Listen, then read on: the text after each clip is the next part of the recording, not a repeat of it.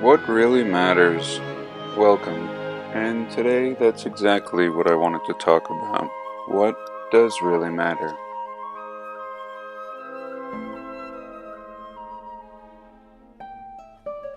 We touch on a lot of different topics on all these different channels, all mostly based on the past and what happened in our past.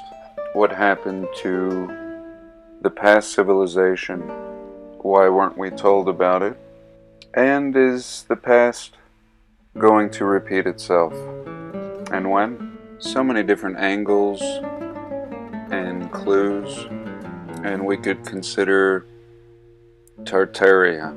Tartaria shown on so many different maps from the past, and always leaving us to consider, were these respected map makers such as Ortelius and Mercator simply madmen, along with countless others, depicting this nation or empire or simply people of Tartaria? And whether one is to believe that this people ruled all throughout this realm, or just select to the regions of Central Asia, moving west, north, and east. The idea that we were never taught of these people and that they seem to have been erased from our history is enough reason to say that these people and this part of the puzzle matters. Who were these people? How did they live? And why is this knowledge being kept from us? Now, I'm sure by now many of you have seen the CIA document talking about this exact subject, the erasing of Tartaria in history, and not actually done by the CIA, but the CIA simply having commentary on the subject in a memo that I believe was now declassified, and many question the authenticity of this document, but nonetheless, very interesting. And what about the reset? Does the reset really matter? And what is the reset?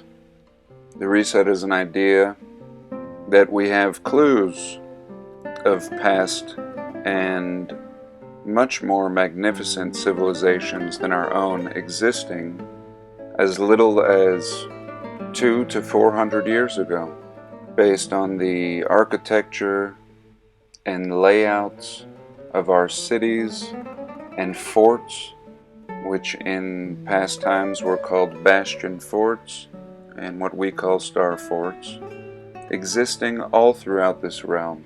Things that we can't replicate today, and really not being hidden at all, just given ridiculous stories on how they were created, and in modern times being repurposed for many different things, one being the pedestal for our Statue of Liberty, and in other instances being backfilled with dirt and turned into golf courses. But back to the reset. Does the reset matter? And if you're interested in survival, I suppose it does. And if you're interested in simple history, then it does as well. To me, it is clear there is a reset, what seems to be every 400 years. And it seems to involve water and fire. Oftentimes the fire being a byproduct of what seems to be a plasma electrical discharge raging through our realm, causing canyons and melting cities overnight. And in other cases, we see the results of massive flooding.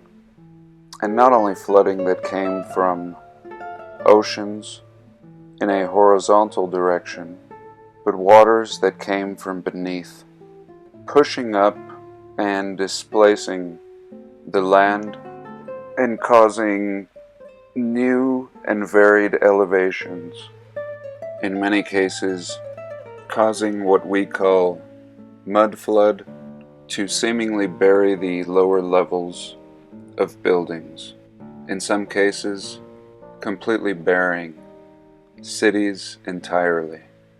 And we can see examples of this found everywhere. And this leads right into mudflood. The mudflood is a mystery to us, many different theories coming from all angles. And again, this could be the result of water, or it could be the result of this plasma discharge, this superheated event that renders matter and formerly buildings into what now looks like mud. And we see this everywhere, especially in the North American Southwest. But in many cases, we do see mud flood in major cities with no sign of any heat damage. And when we look at these cataclysms with mud flood and plasma discharges pertaining to resets, the big question, once one begins to wrap one's head around this notion, is how do these resets occur? Are these a product of man or non-humanoid? Or is this more of a natural cycle? And I tend to believe that it is a cycle, again, every 400 years. And I have some very exciting research to share with you on that subject, but it deserves its own video. And this reminding me of a larger season, a grand cycle. Many cultures sharing these cycles, calendars and artifacts left behind long after the people that made them disappeared. And it is clear that there's different resets. Again, the Native Americans tell us there have been 5. And this very last reset that seems to be 200 to 400 years ago, as I've mentioned in past videos, does not seem to be or have been as violent as prior resets. Prior resets turning structures, and some of the most massive structures, into unrecognizable, what we call mountain. And yet when we look at this past reset, we see the most beautiful architecture in the world. The same architecture used most often for government, capitol buildings, courthouses, post offices, and so many other municipalities. But not limited. The architecture from this past civilization and this past reset remains intact, built of the finest quality, built in a far superior fashion than anything we build today. And the buildings remain, and they are still so new looking that our people had the gall to write silly stories about them, and how our primitive horse and carriage people built these structures with a very small, unskilled population so recently, and all the people are gone.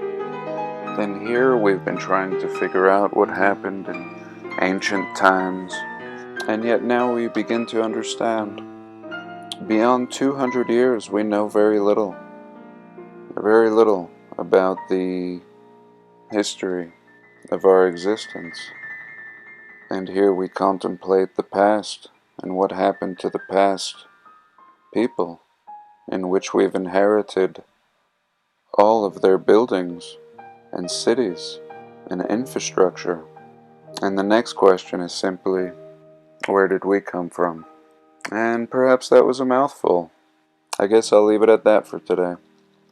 I hope you enjoyed, and do have a blessed day. Please like, comment, and subscribe.